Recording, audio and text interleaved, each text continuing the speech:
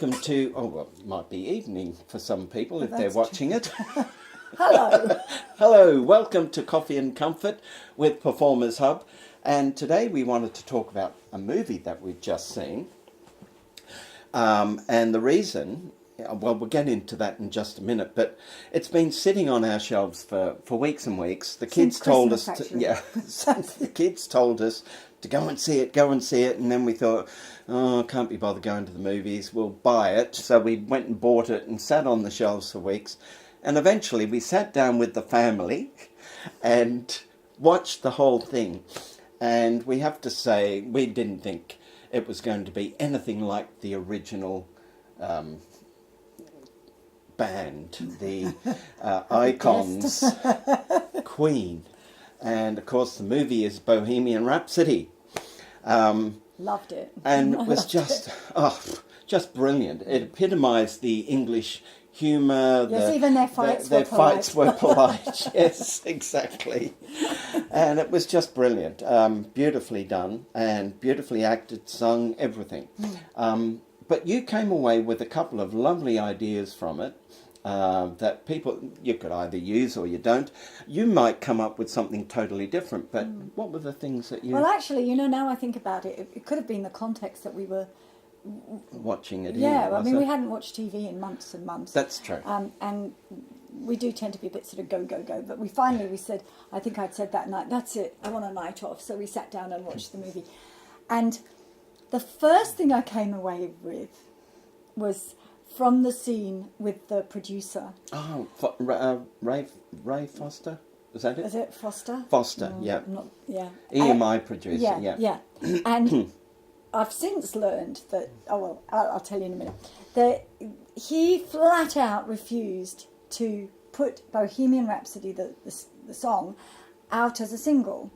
Because he said, well, there's no radio stations will take it on. Because it was 6 minutes long. Yeah, because it was too long. Yeah. And there was this whole scene where they argued about it and they fought about it, and finally the band stormed out and they were saying, you'll be forever remembered as the man who lost Queen. Well, we've since learned that actually EMI didn't lose Queen, and they stayed with them till like 10 years after Freddie Mercury passed on. Yeah. But it was a great scene.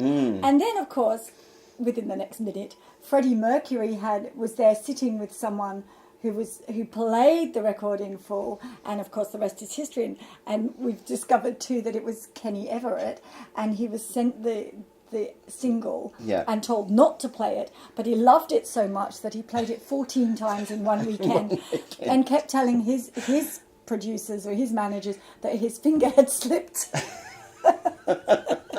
14 times. 14 times. And Bohemian Rhapsody, that song is still just a total winner with I've done it with kids in schools, and they can't wait. They love it. Yeah, it's just, exactly. Just amazing. So the thing I came away with was thinking, wow, you've really got to have this attitude that there's a way to do it. There is a way to do it. And it sort of has stuck with me. Yeah. And as I've had that in the back of my mind, things have just sort of unfolded in really unexpected, well, really that was Freddie ways. Mercury's total attitude, wasn't it? Yeah, there's a way. There's a way of doing it. I'll find a way. Yeah, I think he drove everyone crazy, but he did, and Yeah. he expanded their outlook and their creativity and all sorts of... Oh, now hang on a minute. You've got to talk about that moment that you thought this. Oh, yeah. And it was a laundry happening. In the laundry. Yeah, our daughter had been laundering her clothes, and she had a pair of shorts with these very fancy plastic toggles, thick toggles, and the tie with the toggle had gotten into one of the holes at the back of the washing machine, turned itself sideways and was stuck, and she could not get it out. She said, Mum. So I went in and I thought, well, I'm smart. She's been pulling, I'll push, and then it'll come out. Yeah. But it didn't. So I pushed and it came back and set itself sideways again. Wow. And then you came and I'm saying, well, I think we need to cut it. And she didn't want me to do that. And you said, no, it'll ruin the machine. So then I said, well, well, all the time I'm thinking, there's a way to do this. There's a way to do this.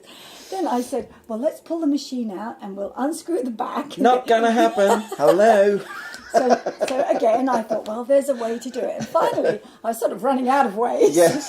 but I sat down, and I said to you and Portia, there's a way to do this. And then I looked in the washing machine, and it had pulled itself out. Well, it just fell out. Just fell out, and I thought, that'll do.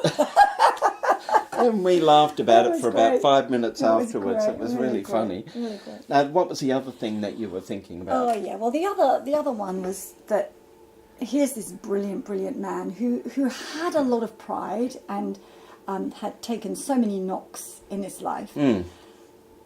But I feel like, especially from his father, actually. well, and at you the know, time, racial prejudice and all sorts of things. Yeah. But I sat there looking and thinking, if he'd just had the smallest vestige of self-love, or just self-like, or, you know, just a self-acceptance, then he may still be alive today, because he sort of acted up because he was so desperate for love, and he went looking for love in all the wrong places. Yeah.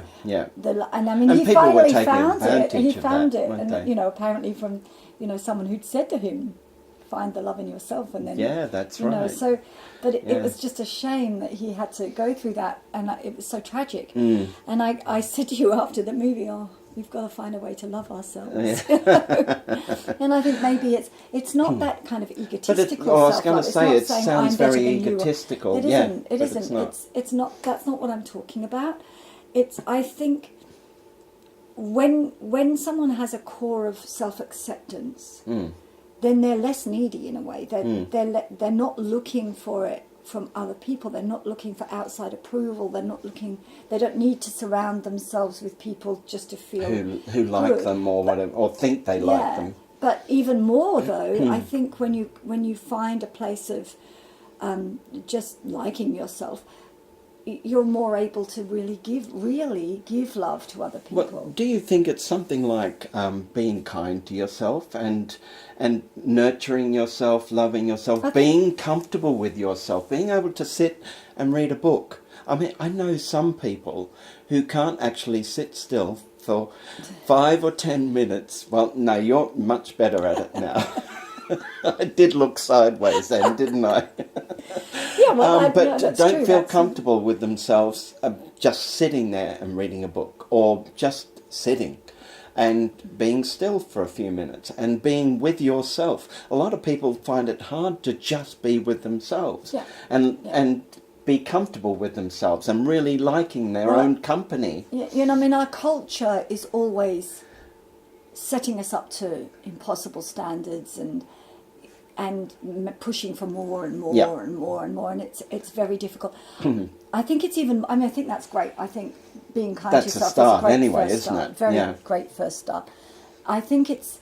But I think it's more than that. It's being able to accept you, even with all your flaws, you know, warts and all, as my mum used to say, to just be able to be okay with you being you. Yeah. Just be okay with being you, and so that then you can be okay with someone else being them. You know, I think the more we can just be nice to ourselves and be nice to other people, be kind, like you say, be kind to ourselves, but just accept that this is who we are. But it's not who we are forever. We'll change and we'll grow and we'll be different people tomorrow than we were today. But just along that journey, just to be okay with being yourself. I think there's this lovely process that someone taught me a year ago, and who was it? Well, Marcy Shimoff and Deborah Poneman. Yeah, that's Marcy right. Yeah. Shimoff Lovely wrote people. Happy for No Reason. Right. And Deborah Poneman is famous for Yes to Success. Yeah. And they taught this process called the mirror process, where you look in the mirror and you tell yourself things that you like about yourself, things you think you've done well, things that just qualities about yourself, not necessarily, oh, I like my hair or my eyes, but it's qualities about yourself, and you just sort of give yourself a bit of a pep talk, really, saying, and the first time I did it, I just burst into tears, and I really didn't recognise the face looking back at me in the mirror. Yeah, yeah. I don't look at mirrors much, but No. when you look in that way with an intent, it's a different thing. Very, very It's different. like looking into your own soul.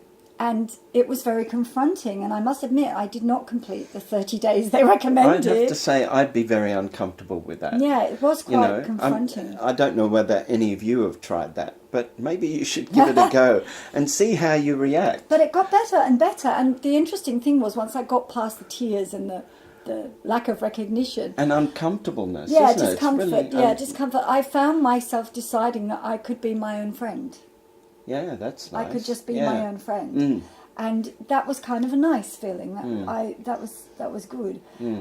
So maybe it's worth a try. Certainly, I'm going to do it again. And every now and then I do. I just tell myself, okay, well done. That was a good day. I think it's important, but it's not from the place of ego. It's a place of knowing that we are all loved and we are all worthy. Yeah. And if we're kind to ourselves, then we can be kind to other people. Yeah. And make the world a better place. Yeah. Well, look, I hope you get to see the movie. If you haven't already, go and even if you have watched it, perhaps you can watch it with a different perspective. Instead of just watching it as Bohemian Rhapsody, the movie, maybe look into it a little bit more and see what you can get out of it. And write and tell us. We'd love to hear from you. Well, that's all we have for Coffee and Comfort today. But please join us again at Performers Hub. Bye for now. Bye for now.